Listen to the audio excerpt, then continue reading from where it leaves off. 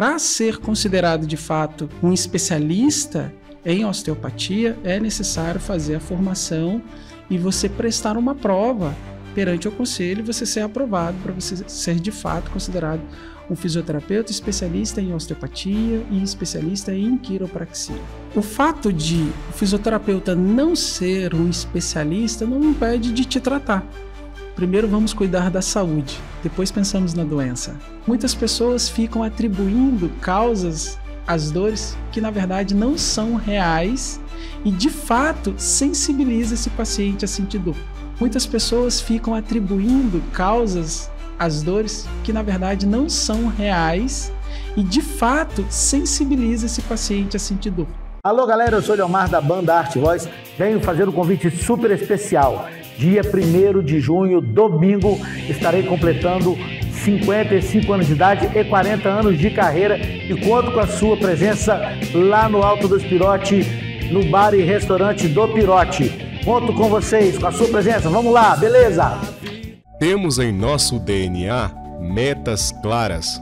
Enfrentamos cada desafio com garra. Se é para pegar pesado, a gente vai com tudo. Se o obstáculo aparece, a gente encara. E quando a dificuldade bate, é o objetivo que nos faz continuar. Por isso, em cada etapa, eu incluo a creatina Expansive. Com ela, posso dizer: se o mundo tem limites, eu ainda não encontrei. Mais um produto com o selo de qualidade Natus Green.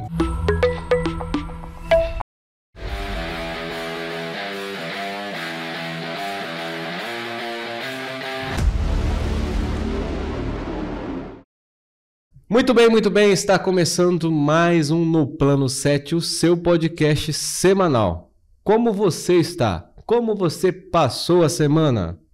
Acredito que bem. E agora você está em boa companhia. Está no Plano 7, o melhor da semana. Se você chegou aqui de curioso para ver o convidado desta noite, eu te aconselho a se inscrever agora mesmo no nosso canal, deixar recadinho e também dar aquela curtida maravilhosa aí para que o nosso canal venha crescer ainda mais. O convidado é Diego Evangelista. Tudo bem, Diego? Tudo bem, Anderson? Boa noite. Boa noite.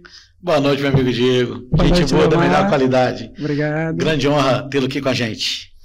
Leomar, Arte Voz, mais uma vez aí nesta companhia, nessa dupla. Sextou, né? Sextou. Né? Vamos começar o final de semana assim, otimamente, assistindo o podcast No Plano 7. O Diego é osteopata, mas nós vamos falar antes dessa profissão maravilhosa. Rapaz, tem coisas interessantes aí, né? Tem. Muitas coisas que eu puxa, estica, puxa. Rapaz, bota no lugar. Eu viro e falo assim, traz o cara lá que mexe com pato. Eu falei, mas que negócio de mexer com pato? Mas não é pato, né? Outras paradas, né, Diego?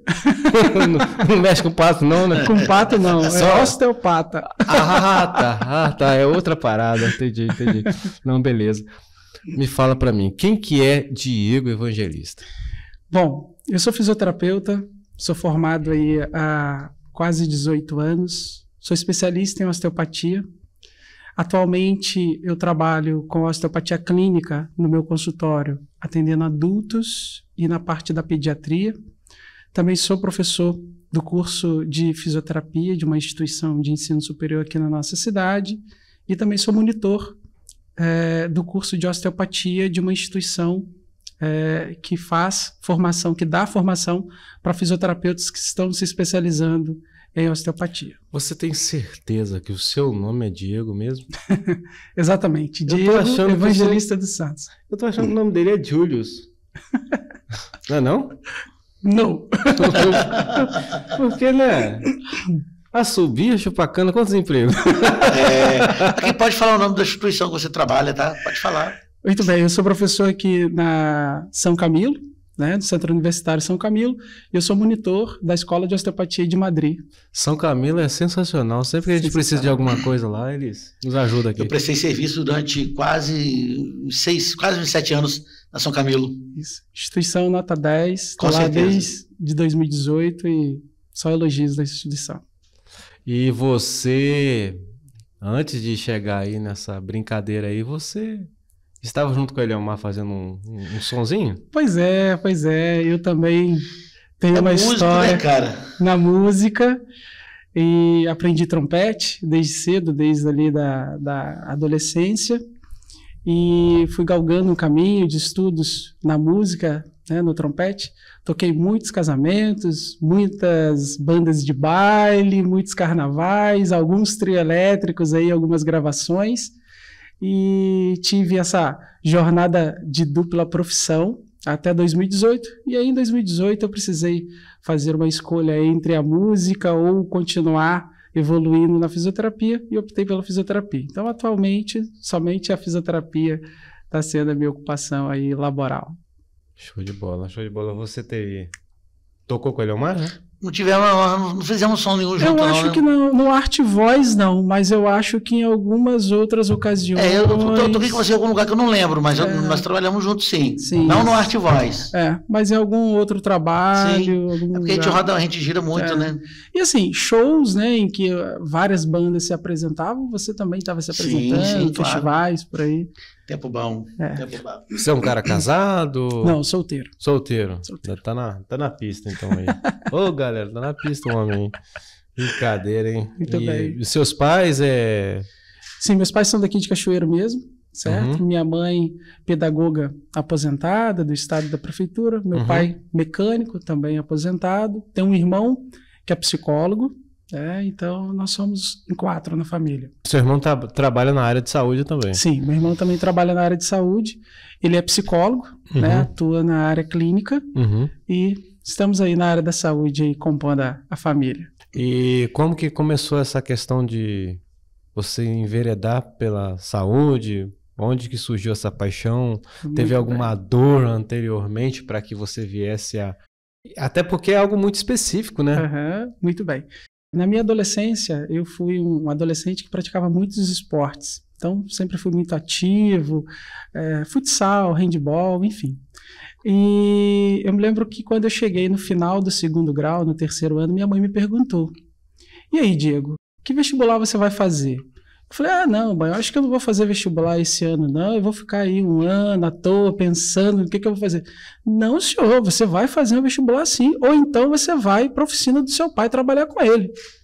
Eu falei: mãe, eu não quero trabalhar na oficina do meu pai, não. Então você faz um vestibular. Aí eu falei assim: eu estou em dúvida entre fisioterapia ou educação física. Ela: não faz educação física não, senão você vai virar professor, como eu.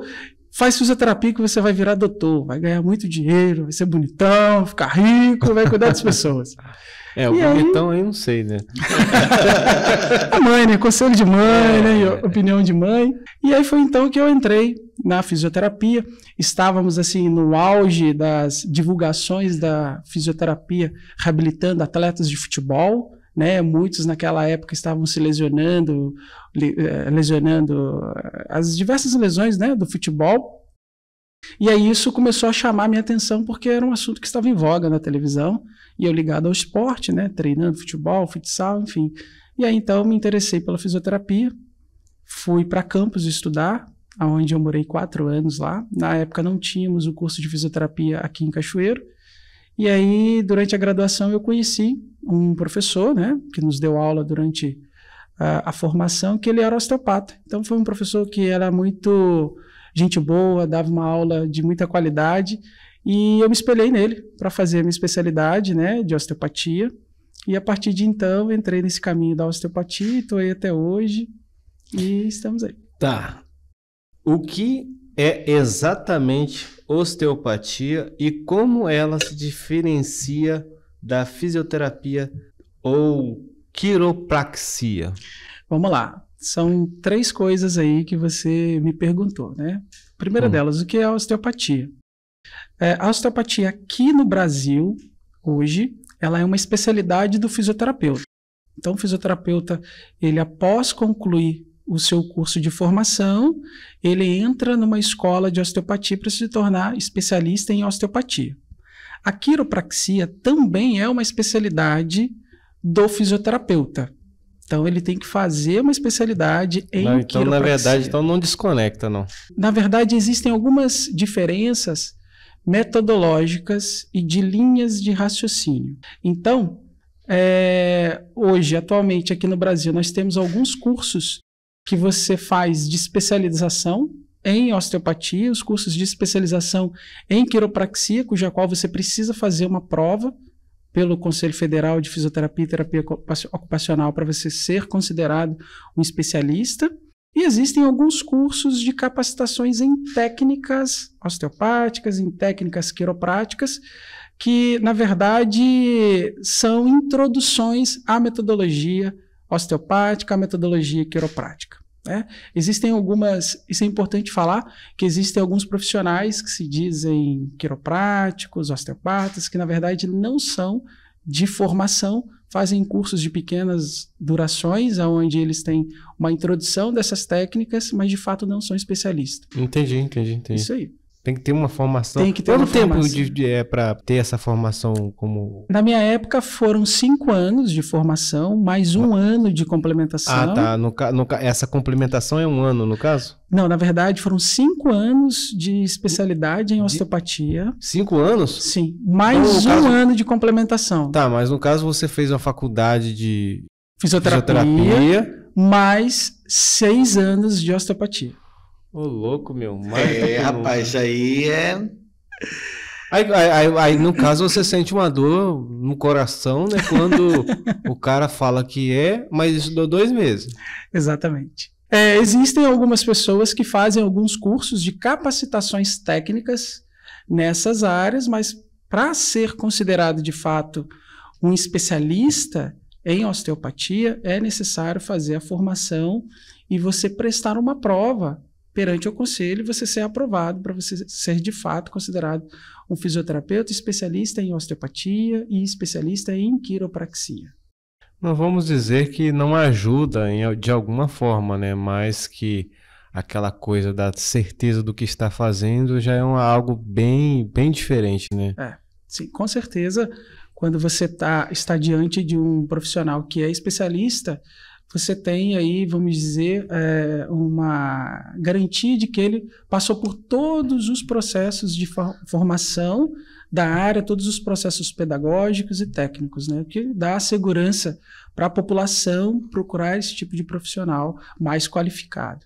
Agora, eu, como leigo, preciso de um profissional. Como que eu vou saber se ele realmente tem, né, a experiência que você tem, ou ele fez aqueles cursinhos ali rápido ali? Como é que eu vou saber disso? Simplesmente você pode procurar o currículo Lattes dele na internet, né, que é uma plataforma que está lá com o currículo de vários profissionais. Então, todos os profissionais, vamos colocar de saúde, basicamente possuímos o currículo Lattes e lá está a nossa formação, ou simplesmente você pode perguntar para ele se ele é um especialista, se ele não é, como que foi a formação dele, que ele vai te falar. Né, uma forma bacana. Porque eu tenho que ter certeza com quem eu vou me tratar, eu tenho que ter certeza da experiência do doutor.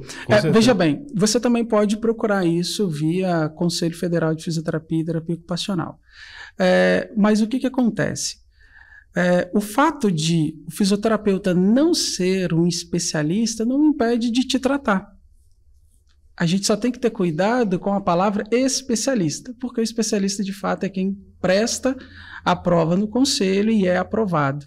Então, vamos supor que você conheceu um profissional que ele fez alguns cursos de quiropraxia ou de osteopatia. Você pode ir muito bem nele, que ele vai saber o que fazer com você. Agora, ele não pode se dizer o especialista em tal, sendo que ele não é e não fez todo esse trâmite, vamos dizer assim, segundo a nossa legislação profissional. E aí acaba fugindo um pouco das garantias, né? Exatamente. Né? Isso que eu falei. Quando você está diante de um especialista, você tem a certeza que ele passou por todas as etapas pedagógicas, de treinamentos práticos, qualificações profissionais que o conselho rege. Que tipos de paciente você atende com maior frequência? Bom, os pacientes adultos, hoje no meu consultório, são os pacientes com dores crônicas, principalmente na coluna vertebral, né? Coluna lombar, coluna cervical e também os pacientes com dores crânio-orofaciais, que aí a gente pega os pacientes com dores de cabeça, com cefaleias, dos mais diversos tipos, pacientes com enxaquecas, paciente com distúrbios da articulação temporomandibular, pacientes com dores orofaciais de uma forma geral. Então, pacientes também com hérnia de disco, artrose, com dores crônicas. Artrite, osteoporose, artrose. Tudo junto aí. Isso. Essa doença artrose é um negócio complicado, tá? Isso aí. Então, esse hoje é meu grande público e é o meu foco de atuação clínica, né, no adulto. Já na pediatria... A gente estava falando em off aqui, né, a respeito das doenças dos mosquitos aí, chikungunya, sei lá das contas, que deixa algumas sequelas. A sequela crônica, o reumatismo crônico, alguma coisa assim. Né, queria que você falasse sobre isso. Sim, nós temos aí, né, a chikungunya, por exemplo, que como uma das sequelas são as dores multiarticulares, né, muito comuns, muito frequente de termos esse tipo de paciente pós a chikungunya, onde esse trabalho ele precisa ser conduzido por uma equipe multidisciplinar, porque envolve inúmeros fatores metabólicos que é necessário um acompanhamento com o reumatologista, inclusive, como você pontuou, para a gente conseguir controlar esses sintomas dolorosos e conseguir reabilitar esse paciente que muitas vezes ele fica momentaneamente limitado por conta de suas dores, e é um tipo de paciente que a gente trata também no nosso consultório. Consegue eliminar totalmente essa sequela aí? Na verdade, existe um histórico natural da doença, né, que é longo na chikungunya. Dificilmente a gente consegue ter um bom resultado logo no início com o paciente apenas com a fisioterapia. É necessária uma intervenção médica multidisciplinar para a gente entender o que está acontecendo e se além dessas dores, a gente tem alguma outra sequela, algum outro fator que esteja prolongando essas dores mais agudas e incapacitantes do paciente. Então, a gente está falando de uma questão de uma doença muito específica, que ela apresenta sintomas multifatoriais e precisamos de uma abordagem multiprofissional. Não apenas a osteopatia ou a fisioterapia vai ser a nossa primeira linha. Envolve também o reumatologista, você falou, né? Reumatologista e outros médicos também. O hematologista também em alguns casos. A osteopatia, ela trata dores crônicas como costas, pescoços e tal. Consegue de forma definitiva? Vamos lá. Então, isso é uma pergunta que a maioria dos pacientes fazem no consultório. E aí, Diego, essa minha dor crônica, ela tem cura, né? A gente fala que dor crônica tem tratamento. A partir do momento que o paciente chega no nosso consultório, a gente precisa fazer uma avaliação para entender o que está acontecendo com esse indivíduo, qual é o contexto que ele está inserido, que está fazendo com que ele tenha essa rotina de dor crônica e que essa dor está se arrastando por muito tempo. Então, a partir do momento que a gente faz uma avaliação do que está acontecendo com esse paciente, quais são os fatores desencadeadores e quais são os fatores que modulam a dor do paciente, a gente consegue fazer uma intervenção mais eficaz. Então, muitos pacientes acham que com 3, 4 atendimentos a gente vai fazer uma meia dúzia de manipulações, vão mexer aqui, mexer ali, e ele vai ficar livre dessas dores. Em partes, alguns pacientes se enquadram nessa classificação. Agora, paciente com dor crônica, ele não tem apenas o fator físico envolvido, ele tem o fator qualidade de vida, que é o que a gente chama de fatores biopsicossociais. Então, por exemplo, pacientes que não dormem bem são pacientes suscetíveis a dores crônicas e o sono de qualidade ruim é um fator que mantém dor crônica no paciente. A alimentação inadequada, o não controle do estresse são fatores que prolongam, que mantêm, quero dizer, a dor do paciente. O sedentarismo também é uma questão que mantém a dor crônica no paciente. Esse fato do sedentarismo é algo muito real, muito real. Você né? acha? Porque assim, não, eu não estou falando de vocês. Mas não, porque tudo aqui sou eu, entendeu? Não é nem que ela vivia uma vida sedentária, mas, por exemplo, a minha esposa, a partir do momento... É porque ela sentiu uma dor de coluna violenta. Então, a partir do momento que ela... Teve uma época que ela fez Muay Thai e acabou. Aí, depois que teve o filho, ela não voltou pro Muay Thai. Teve uma época que ela ficou meio longe da academia e tal. E aí, sentiu algumas dores. Aí, quando ela voltou pra academia... com todo o treinamento postural e tal, e ela não sente dores de coluna. Exatamente. Eu costumo dizer, inclusive, Anderson, para o meu paciente o seguinte: primeiro vamos cuidar da saúde, depois pensamos na doença. Então, muitas vezes, só de você fazer pequenos ajustes e aconselhar o paciente, instruir o paciente de como ele deveria cuidar melhor da saúde dele, porque esse paciente ele vem no meu consultório com um contexto que o levou a sentir aquelas dores.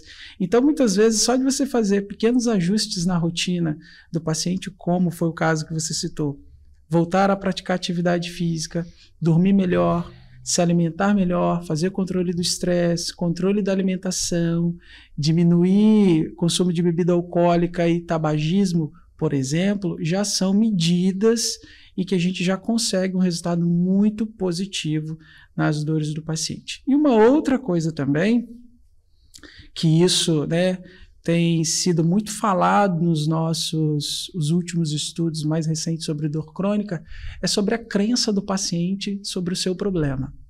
Então, muitas pessoas ficam atribuindo causas às dores que, na verdade, não são reais e, de fato, sensibiliza esse paciente a sentir dor. O que eu quero dizer com isso?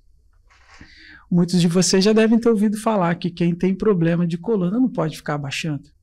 Sim. Muitos de vocês já devem ter ouvido falar que o colchão A ou B causa dor na coluna. Que o tênis A ou B é ruim para quem, né, tem problema de coluna. E, na verdade, todas as vezes que você tem esses mitos, que hoje a gente já entende como mito, porque vários estudos foram feitos, vários estudos foram demonstrados. Se você vive com medo desses mitos, você fica um paciente mais vulnerável a sentir dor quando você está exposto àquelas situações. Exponha mais os mitos aí, porque esse assunto aí já... Vamos lá, não, vocês... Cara, comigo tudo tranquilo, entendeu? Eu durmo aqui, eu posso pegar um tijolo de travesseiro e deitar no chão ali que eu durmo, entendeu? Não, tudo bem, mas é que de alguma forma, esses mitos eles vão passando de geração para geração. Exatamente. Então, tipo assim, já que nós temos essa oportunidade, vamos desmistificar então. Vamos lá. Então, um mito que vocês têm filhos pequenos, ok? É que mochila pesada vai causar lesão e dores na coluna dos filhos de vocês. Isso é um mito infantil que foi contado e é contado até hoje. Mas nós temos inúmeros estudos que não correlacionam mochila pesada com dor musculoesquelética nas crianças e adolescentes. O que a gente está falando causa estranheza, porque você foi educado assim, sua mãe te educou assim, você educou seu filho assim, né? Vamos dizer assim. Sim. E quando a gente traz essa informação, causa estranheza. Mas por quê? Antigamente nós tínhamos uma opinião, vamos dizer assim, muito voltado a um modelo biomecânico, a um modelo biomédico que você tinha que atribuir causa e efeito a alguma coisa. Então, muitas vezes a gente falava para depois se estudar o efeito disso. Então, muitas coisas que foram faladas no passado, que foram estudadas hoje, nós temos os resultados desses estudos na atualidade, foram demonstrando que não é bem aquela causa toda que gerava dor no paciente. Mas tem um detalhe. Por exemplo, eu trabalhei em gráfica durante muitos anos. Comecei a trabalhar em gráfica com 12 anos. E eu trabalhei durante muitos anos num modelo de máquina que eu ficava meio abaixado. A Heidelberg Leg. Pois é. Então, olha só. Vou virar um pouquinho para você ver. É como se eu fosse meio corcunda. Isso foi causa da posição de trabalho, ou não? Acredito que não. Então foi o que então? Meu Deus do céu. Aí vem o outro mito. Não vejo outra explicação. Aí vem o outro mito. Postura certa ou errada não existe. E má postura não tem relação com dor. O que eu quero dizer com isso? Por muitos anos, nós aprendemos que você precisa ter aquela postura muito reta, a cabeça alinhada com os ombros, você precisa ter barriga chapada, ombros para trás, peito para fora, né? E ficar bem alinhadinho. Exatamente. Só que, na verdade, isso tudo foi criado dentro de um modelo biomecânico, como se o corpo fosse realmente um prédio em construção que tudo tem que ser alinhado. Mas o corpo ele precisa ser desalinhado, porque ele se adapta. Ele se adapta às suas experiências físicas. Então, a sua postura ela é um resultado das experiências físicas que você teve. Então, se eu colocar aqui na mesa uma professora de yoga, um fisiculturista, uma professora de pilates e um sedentário, só de olhar para o corpo deles você vai saber quem é quem. Porque as experiências físicas deles moldam o corpo deles. E as posturas que eles adotam são frutos de experiências. Então, muitas vezes, trabalhar abaixado lá pode ser um fator causal de dor, porque você ficava muito tempo sem variar uma postura. Mas falar que aquilo ali alterou a sua postura e por causa disso você tem dor, isso já não é mais verdade. E qual é o grande problema? Quanto mais as pessoas ficam querendo alinhar a sua postura, fazendo força desnecessária, mais dores as pessoas têm. Porque elas começam a fazer forças desnecessárias, músculo que faz força cansa, músculo cansado, ele dói. Então vira um ciclo vicioso. Você tem dor crônica, fica querendo acertar a postura, você tem dor crônica, fica querendo acertar a postura. Então esse tipo de mito você tem que quebrar na cabeça das pessoas que, por exemplo, tem dor na coluna e fica perseguindo a postura ideal. Então, muitas vezes, a primeira coisa que a gente faz no consultório, quando a gente vê um paciente, é perguntar: o que você acha que está causando a sua dor? E no meio disso, entra, que é o que a gente está fazendo aqui, o trabalho de educação em dor. É desmistificar esses mitos que o paciente acha que causa dor nele. E a partir do momento que você tira essa informação, que é uma informação ameaçadora, você tem todo um processo físico acontecendo que diminui a sensibilidade dolorosa. Rapaz, vi uma viagem na minha cabeça aqui. Não sei se tem a ver, não sei se tem conexão, porque é leigo, né? A percepção da criança quando ela está se formando no ventre e como que ela fica ali. Toda enroladinha. Ela fica... Né? Sim. Uhum. E a coluna? E a coluna? É lógico, tá informação, então. A coluna cresce nessa posição. Ô, louco, né? O corpo é preparado para isso. Pois é, cara, mas aí você abaixa, fica muito tempo abaixado, dá dor na coluna. Ah, vamos lá. Olha o que você falou. Quando você abaixa e fica muito tempo abaixado, o problema não é abaixar. É a quantidade. É muito tempo. Quando você, por exemplo... Então, que de alguma forma, então, por exemplo... Às vezes eu fico falando com a minha colaboradora que ela fica muito pá e tal. Vai dar ruim e tal. Porque, tipo assim, fica muito fora do contexto durante muito tempo. Então, vamos lá. O grande problema é você ficar muito tempo na mesma postura sem variar. Isso é problema. Se você fica sentado assim, assado, de um jeito ou de outro, a gente não pode afirmar isso como causa dolorosa. Isso aí ele tem razão. Porque depois que eu descobri a questão de ficar muito tempo numa postura, aí eu comecei a sentar, dormir com a máquina trabalhando, entendeu? Então, resolvi o problema. Resolvi o problema. Foi boa. Muito bem. Seu ex-patrão, ele tá no... Não, aí o meu gerente, o meu encarregado, ele avisava: aqui, vem pro Bel, dona grávida. Aqui. Acorda. Ele arrastou pra cima, né?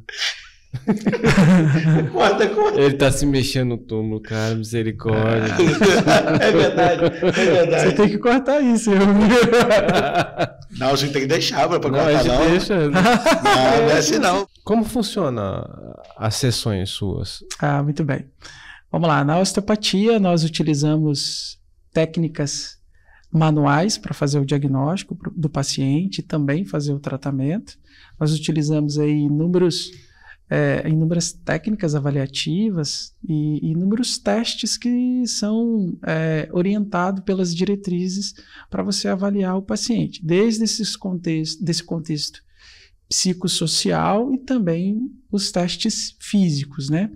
Então, é através de técnicas manuais que nós avaliamos o paciente e tratamos com a osteopatia de forma, vamos dizer, genuína, 100% osteopática. E aí, dentro dessa nossa abordagem, segue as recomendações de acordo com o que a gente observa no paciente. No caso, a gente está falando um pouquinho de dores, X, Y, Z, mas tem uma grande variável. Você estava falando em off com a gente. Compartilha com a gente quais são os tipos de tratamento que você faz. É lógico que essas questões de coluna e essas coisas assim, com certeza vão ser com mais frequência, né? Que eu acho que é a grande dor da sociedade. Exatamente. Hoje, uma das maiores queixas da população mundial é a dor lombar, né? A dor na coluna vertebral, na região lombar, seguida da dor cervical e outras dores por aí, né? Então, essas duas regiões são as regiões que eu mais atendo pacientes com queixas, né? E também as dores de cabeça, orofaciais por aí. Então, a partir do momento que o paciente chega no meu consultório, a gente faz o diagnóstico e a gente analisa de uma forma integrada, global, o que esse paciente de fato ele precisa.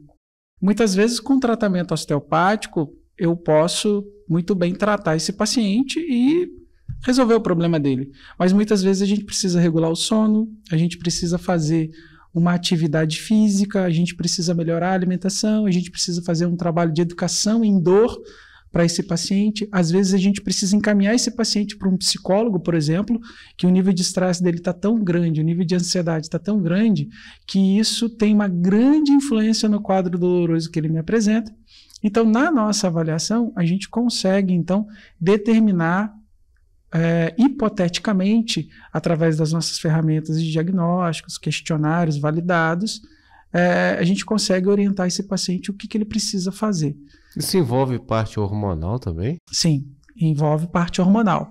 Então, por exemplo, existem uma série de características que o paciente vai nos contar e nós vamos investigar que ele possui, que a gente vai suspeitar de que esse sistema endócrino do paciente não está funcionando bem e ele pode estar tendo aí algum outro problema relacionado à dor por conta de um desequilíbrio hormonal.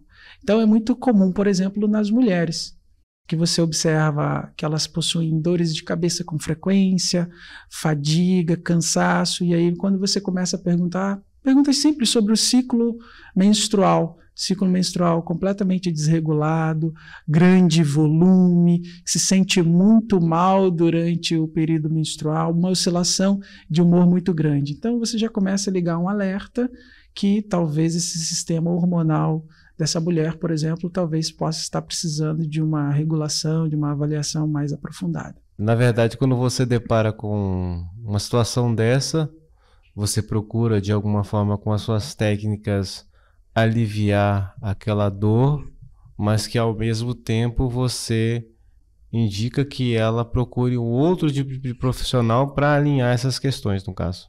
Exatamente. Então, aquilo que é pertinente ao trabalho da osteopatia, a gente vai fazer, né? De fazer correções no organismo, no corpo, em que ele está envolvido, com o objetivo de reequilibrar, restaurar e buscar a harmonia, né, das funções que estão em desequilíbrio. Uma vez restaurando essa harmonia do corpo, que se encontra em desequilíbrio, há uma tendência do paciente começar a melhorar os sintomas. Mas, às vezes, isso apenas não é necessário. Esse paciente precisa ser encaminhado para outro profissional. A questão do atleta, você atende muitos atletas, Alguém que quer, por exemplo, se aventurar em ser atleta, pelo menos, né, correr em 7, 10, 20 quilômetros, né? Não é ser um super atleta e tal. Mas que no meio do caminho, por exemplo, sente dores e tal, e aquelas dores... o cara nem termina a corrida, né? Sai arrastado pra casa. Mas o cara não fica correndo constantemente, não. Ele para pra tirar foto também. Tem esses negócios ali.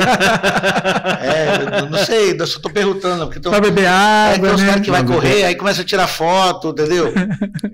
Eu até tava querendo tirar foto lá dos amigos, a gente registra. Tudo bem. Deixa pra lá. Repula essa parte. Muito bem. Eu atendo alguns atletas amadores, né? Talvez nem atletas, aqueles que praticam atividade física de forma recreativa. Os atletas de fim de semana. Os atletas de fim de semana, isso. Eu atendo uma parcela de pacientes que tem esse perfil, né, que começam a praticar atividade física com um pouco mais de intensidade e começam então a sentir algumas dores. Geralmente, o que a gente observa? São pacientes que apresentavam algumas disfunções antes de iniciar a atividade, e quando eles começam a praticar a atividade e eles começam a exigir mais do corpo, quando em disfunção, o corpo começa a dar sinais. E aí, uma vez a gente faz o diagnóstico, trata, corrige aquelas disfunções, e aí tudo volta a fluir normalmente, e ele vai seguindo seus treinos. Uma vez que esses atletas amadores começam então a aumentar seu ritmo, seu volume, exigência maior do corpo, é comum esse corpo, hora ou outra, entrar em disfunção, entrar em desequilíbrio por conta desses esforços que eles precisam aumentar a intensidade, e aí a gente faz uma correção ou outra. Atualmente eu não trabalho especificamente com atletas, né? Não é a minha área o desporto, mas a gente trata alguns pacientes. Porque geralmente o corpo começa a reclamar. Eu acho que também tem a questão da vaidade, né, irmão? Eu, por exemplo, eu sempre pratiquei esporte, assim, a musculação. A musculação, nunca abandonei ela, sabe? É como se eu estivesse comendo arroz, feijão e bife. Segunda a sexta-feira, acordo cedo e vou para musculação. Não é o meu caso. Diego olhou para mim, não é o meu caso, tá? Com certeza. Acordo todo dia 5 horas e vou. E um período atrás, corri um pouco, corri algumas vezes, me sentia melhor por algumas outras situações, né? Eu sou um cara asmático, e aí, tipo assim, aí tem algumas alergias e tal. Então, quando eu corro, as minhas alergias parece que somem, né? Não basta só a musculação. Não precisa de correr com a bombinha na mão, não, né? Não. É lógico que a minha corrida, ela não é uma corrida que eu posso fazer. Por exemplo, eu faço 7 km. Eu não posso fazer 7 km assim, correndo direto. Às vezes eu corro 1 km e pouco, aí pelo menos 50 metros eu tenho que andar um pouquinho e depois voltar a correr de novo. Eu tenho corrido segunda, quarta e sexta, 3 vezes na semana. Você vai a Tiro Vivac e volta? Não, eu faço só 7 km, eu vou lá em Santa Fé. E daqui até lá, daqui a Tiro Vivac dá quantos quilômetros? Pra cá eu não gosto de ir por... dá bastante. Dá quantos quilômetros, Eviro? Tá no fone. Tá ouvindo. Mas aí, em resumo, cara, tem hora que dá umas dores na perna, parece até que é cãibra, sabe? E aí, tipo assim, a gente chega arrastado. E eu que sou meio teimoso, correndo risco até de se lesionar, entendeu? Venho correndo meio mancando, mas vem, entendeu? Não sei se essa questão da idade, sei lá. Vamos lá. Pelo que você está me falando, talvez você não esteja inserido realmente num treinamento que seja apropriado para você ganhar performance na corrida. Porque existe uma rotina de treino, de intensidade, de volume, de descanso. Você está fazendo musculação. Então, você precisa ter um profissional para te acompanhar, para moderar, vamos dizer assim, mediar esse treino da musculação versus treino de corrida, para que você tenha realmente o melhor desempenho, porque de repente você pode estar tendo aí uma sobrecarga física e as suas dores simplesmente por sobrecarga de alguma forma, no início, eu tava fazendo como diz o outro, fazendo merda. Infelizmente é a palavra certa, porque em dias que eu tava fazendo treino de perna, eu tava correndo também. Aí depois eu comecei a conversar com as pessoas e ter um alinhamento pessoal. Falei, não posso fazer isso. Eu tenho que treinar a perna, porque a perna, se eu treinar a perna, vai me ajudar lá. Ganho massa muscular, e vai me ajudar na corrida também, entendeu? Só que não pode ser no mesmo dia. Então, Anderson, talvez sim, talvez não. Talvez quem vai te responder isso é um profissional de educação física que entenda desse processo. Mas veja bem, nem sempre o fato de você praticar uma atividade e sentir dor significa que você está se lesionando. Sim, não, isso com certeza, com certeza. Até isso porque eu sei que não é uma lesão, porque, por exemplo, 2, 3 dias você está melhor. 2, 3 dias isso aí, tipo assim, sexta-feira eu estou sentindo dor, quando é no domingo eu não estou sentindo mais dor. Isso aí. E foi bom você falar sobre isso, porque muitas pessoas acham que elas estão se lesionando e por causa disso elas param de praticar a corrida. Então ele começa a correr, meu joelho doeu, minha coxa doeu. 4, 5 vezes que ele foi correr, ele sentiu essa dorzinha. Então o que ele acha? Eu acho que eu tô com uma condromalácia no joelho, minha cartilagem está gasta, eu acho que meu tendão de Aquiles está não sei o quê. E aí, por conta de uma interpretação equivocada, ele para de fazer atividade física, vai para a musculação. Eu não posso levantar um peso acima da linha dos meus ombros que eu sinto dor no ombro, eu não posso fazer um agachamento que eu sinto uma dor na coluna, eu não posso fazer um supino que eu sinto a dor no cotovelo. E aí, de forma equivocada, o paciente acha, o praticante acha que ele está se lesionando, que ele não pode fazer, que aquilo é perigoso, e aí o que ele faz? Por medo, não faz. E ele vira sedentário.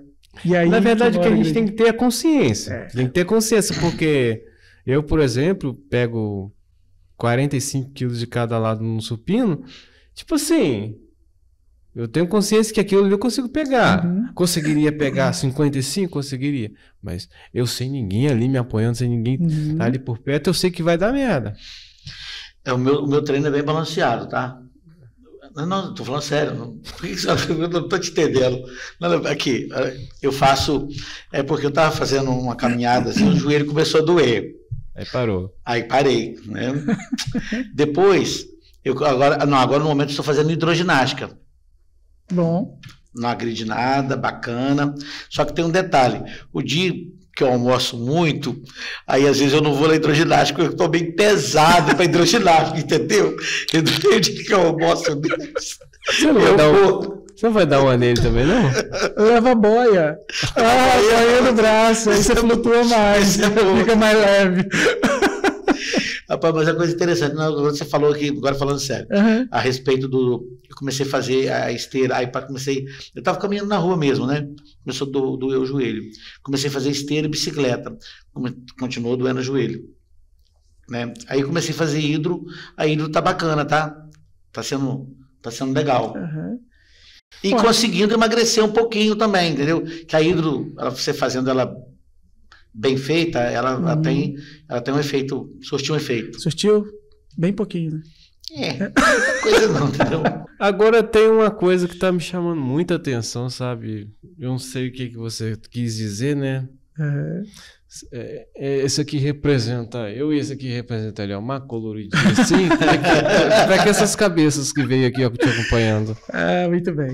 Isso daqui é um crânio de bebê e isso daqui é um crânio de adulto. Achei que era o do Eliomar, porque é coloridinho. Tá bom. Não? Pode ser, não tem problema não. Você já viu o show dele? Já vi. Todo colorido. Isso é um artista, né, cara? Isso aí. Muito bem, sim, né? Crânio. Isso, são os crânios. E eu sempre trago, porque um dos assuntos, né, que a gente sempre comenta quando a gente vai falar do nosso trabalho na pediatria Um dos casos que eu atendo muito é sobre as assimetrias cranianas nos bebês, né? Ou seja, explica isso em forma mais simples. Cabeça torta. Ah, tá. Ok? O bebê que tem a cabeça torta, né? Nós tratamos esse tipo de caso e a gente consegue trazer uma correção. De volta? Né? Sim, dentro do formato que a gente considera normal. Tá? Então, esses crânios eu sempre trago para falar um pouco sobre a assimetria craniana. E aí eu falo da representação do crânio do adulto, que é completamente diferente do crânio do bebê. E como que isso acontece, como que é o nosso trabalho em cima das assimetrias. Que legal, cara. E por que essa diferença que o do mais velho é todo colorido, do... Não, isso daqui é só uma questão do fabricante, não é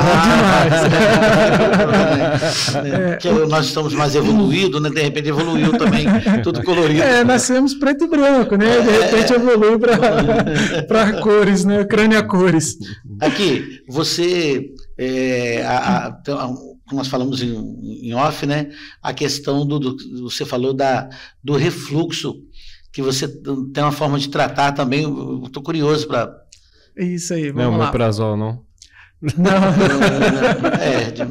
Em jejum todo dia de manhã cedo.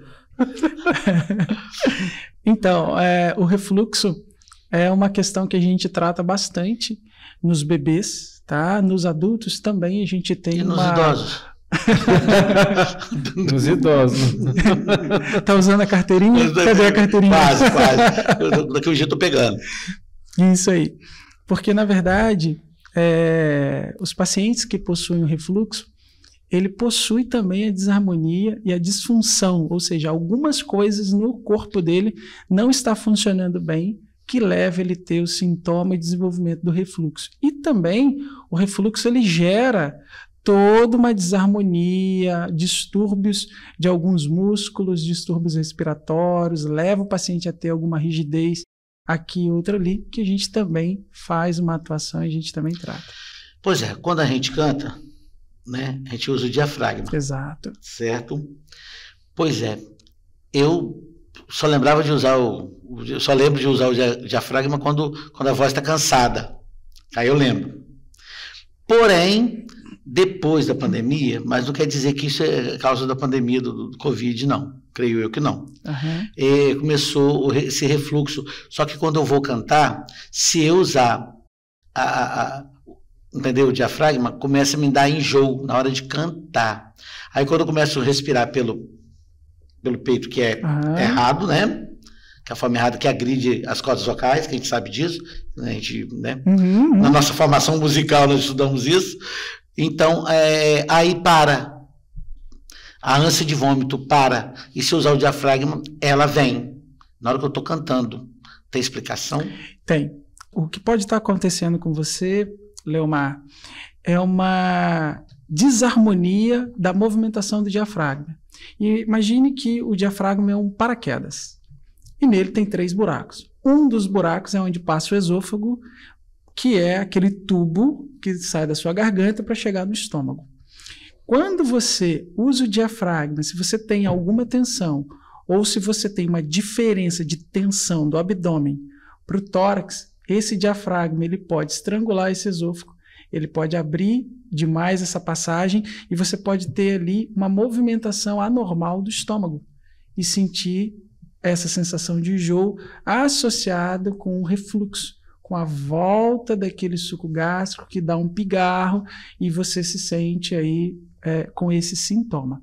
Então, por exemplo, um dos tratamentos da osteopatia, quando nós vamos falar de refluxo, é trabalhar bastante o diafragma, bastante as costelas, bastante esse padrão respiratório para você garantir uma melhor mecânica do diafragma, do esôfago e do estômago. Quando, geralmente no dia que eu canto, né, eu tomo café da manhã bem levinho, almoço bem levinho, não como mais nada e tomo bromoprida, que ela regula a válvula. Isso. Aí eu consigo, mas até eu descobrir essa forma, né, para eu poder cantar, eu demorei, tá? Sim. Eu demorei. Eu achei que eu estava com problema psicológico e fui para o psicólogo, entendeu? Aham. Fui pro psicólogo. O refluxo, ele pode ser considerado uma doença primária, como também secundária. Então, é indispensável a abordagem de avaliação e tratamento médico também.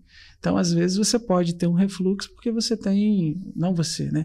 O paciente pode desenvolver um refluxo porque ele tem H. pylori no estômago, por exemplo. Bactéria. A bactéria. Às vezes, ele tem uma gastrite.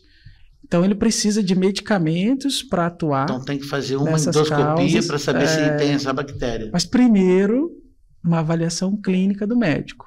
E aí, depois, ele julga a necessidade ou não de fazer algum tipo de exame. E dentro da osteopatia, a gente pode te ajudar em melhorar essa mecânica diafragmática, do próprio estômago, das costelas, que vão trazer uma sinergia melhor do funcionamento desses órgãos. Esse trabalho seu aí tem negócio de estalar e tal?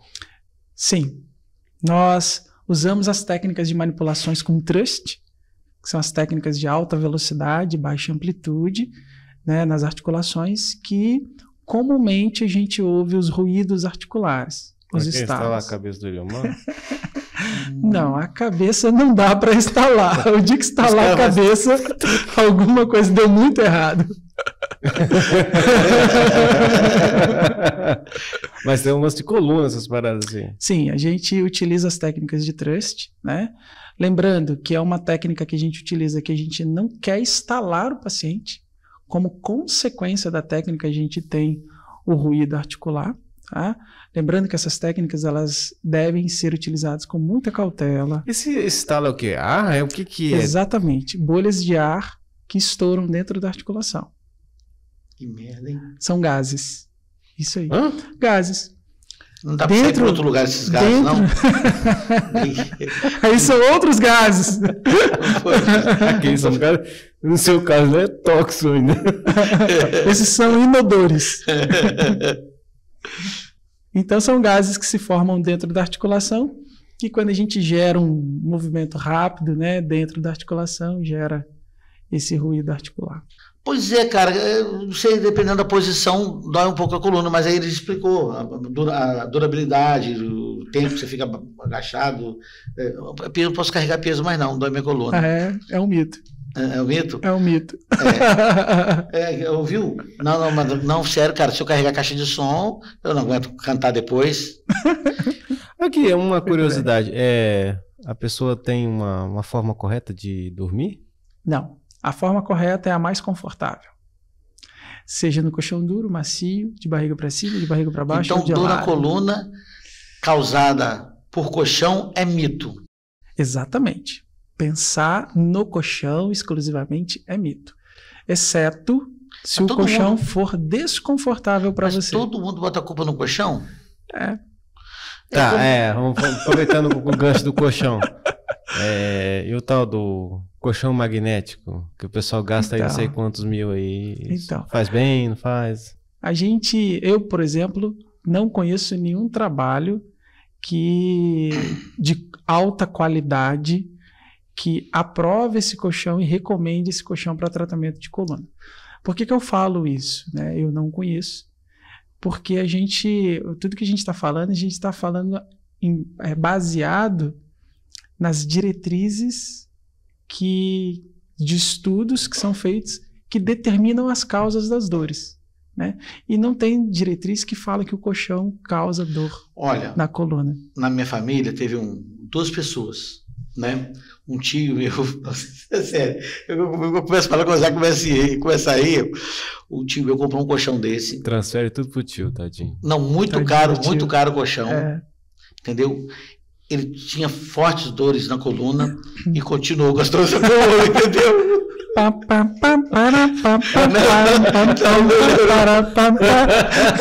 Não melhorou as dores da coluna.